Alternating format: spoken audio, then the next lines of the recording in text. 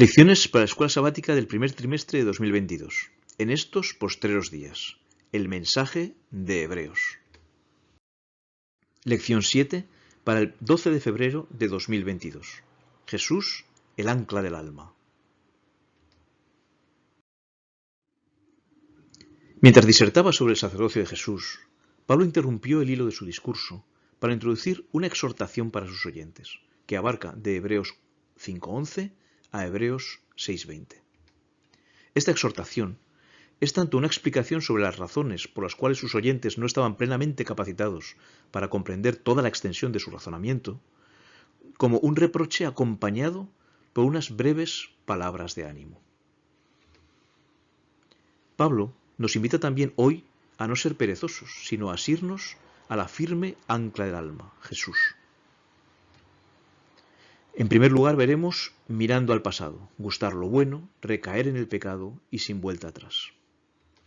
Y en segundo lugar, afirmados en el presente, el trabajo de amor y la firme ancla del alma. Gustar lo bueno. Los que una vez fueron iluminados y gustaron del don celestial y fueron hechos partícipes del Espíritu Santo, y asimismo gustaron de la buena palabra de Dios y los poderes del siglo venidero. ¿Cuál había sido la experiencia de los oyentes de Pablo? ¿Cuál es nuestra experiencia? Fueron iluminados. Habían experimentado la conversión, se habían apartado de las tinieblas y habían sido liberados del pecado, porque en otro tiempo erais tinieblas, mas ahora sois luz en el Señor, andad como hijos de luz.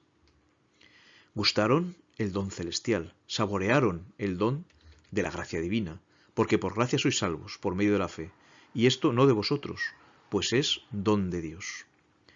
Participaron también del Espíritu Santo, recibieron el Espíritu Santo y disfrutaron de su compañía y de su dirección, porque los que son de la carne piensan en las cosas de la carne, pero los que son del Espíritu en las cosas del Espíritu.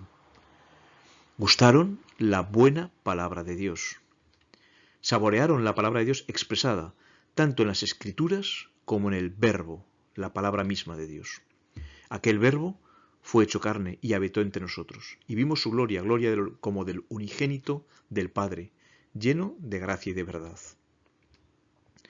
También gustaron los poderes del siglo venidero, es decir, disfrutaron con antelación de lo que Dios nos tiene preparados, como la resurrección, sepultados con Él en el bautismo, en el cual fuisteis también resucitados con Él, mediante la fe en el poder de Dios que le levantó de los muertos. También en la renovación. No os conforméis a este siglo, sino transformaos por medio de la renovación de vuestro entendimiento, para que comprobéis cuál sea la buena voluntad de Dios, agradable y perfecta, e igualmente de la vida eterna. De cierto os digo, el que oye mi palabra y cree al que me envió, tiene vida eterna, y no vendrá condenación, mas ha pasado de muerte a vida. Ahora bien, ¿se puede recaer en el pecado? Porque es imposible que los que una vez fueron iluminados y recayeron sean otra vez renovados para arrepentimiento, crucificando de nuevo para sí mismos al Hijo de Dios y exponiéndole a vituperio. Los dirigentes judíos crucificaron a Jesús porque representaba un peligro para su posición de poder. El que, una vez que ha aceptado a Jesús como su Salvador, decide rechazarlo como medio de salvación, lo está crucificando de nuevo y exponiéndole a vituperio. Se niega a cederle el puesto principal a Jesús. Esta es la actitud contraria a la que nos pide Jesús. Él nos invita a ser crucificados, es decir, a hacer morir al yo y a llevar con él su vituperio. Entonces Jesús dijo a sus discípulos: si alguno quiere venir en pos de mí, niéguese a sí mismo, tome su cruz y sígame. Salgamos pues a él, fuera del campamento, llevando su vituperio. Aquel que no acepta que es necesario que Jesús crezca, pero que yo mengüe, no puede ser renovado para arrepentimiento.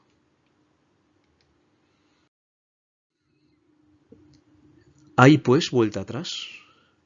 Porque si pecáremos voluntariamente después de haber recibido el conocimiento de la verdad, ya no queda más sacrificio por los pecados. Pablo cita indirectamente Números 15, 30 y 31, donde se habla de aquel que peca con soberbia. Mas la persona que hiciere algo con soberbia, así el natural como el extranjero, ultraja al Señor.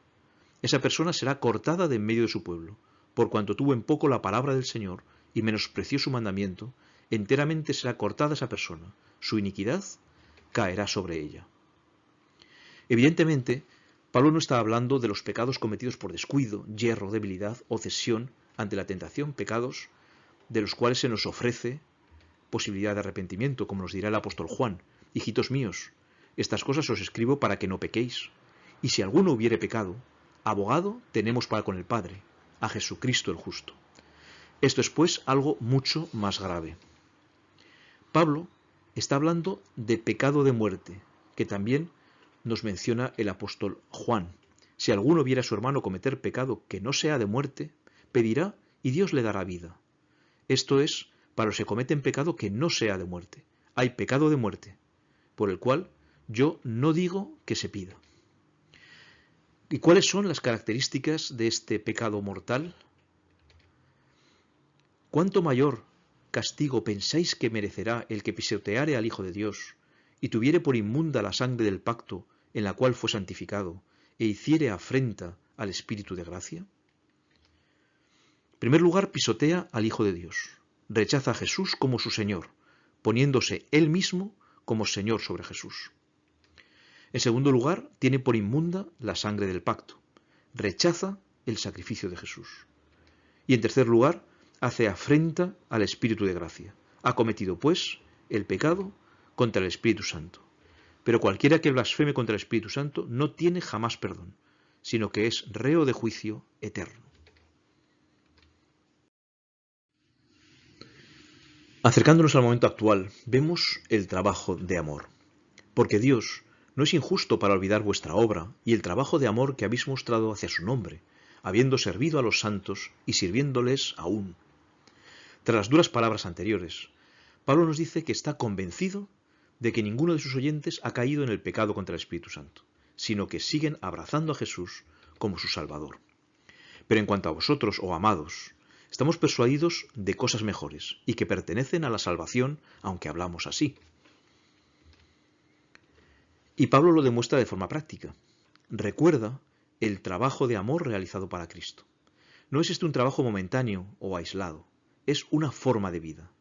Y Dios reconoce, aprueba y alaba ese tipo de trabajo.